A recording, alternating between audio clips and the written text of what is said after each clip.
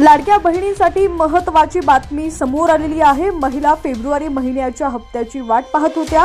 दरम्यान आता हे पैसे लवकरच महिलांना मिळणार आहे। या संदर्भातली अपडेट समोर आली आहे। बातमी सविस्तर पाहूया। त्याआधी तुम्ही HPN मराठी न्यूज चॅनल पहिल्यांदाच पाहत असाल आणि अजूनही चॅनलला सबस्क्राइब केलं नसेल तर नक्की सबस्क्राइब करा, जेणेकरून आमचे अपडेट्स लवकरात लवकर तुमच्यापर्यंत पोहोचतील।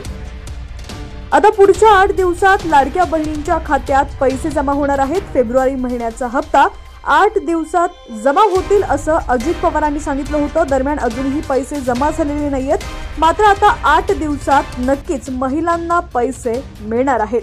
फेब्रुवारी महिना हा 28 दिवसांचा आहे, त्यामुळे पुढच्या 8 दिवसात महिलांच्या खात्यात 1500 रुपये जमा केले जातील। मागील 3 महिन्यांपासून शेवटच्या आठवड्यात महिलांच्या खात्यात पैसे जमा केले जात आहेत। या महिन्यातही शेवटच्या आठवड्यात पैसे जमा करतील। मार्च महिन्यात 3 तारखेला राज्याचं अर्थसंकल्पीय अधिवेशन आहे, त्याआधी कदाचित महिलांच्या खात्यात फेब्रुवारी महिन्याचा हप्ता दिला जाणार आहे। लाडकी बहीण योजनेत महिलांच्या अर्जाची तपासणी सुरू आहे। अर्जाची पडताळणी झाल्यानंतरच महिलांना पैसे दिले जाणार आहेत।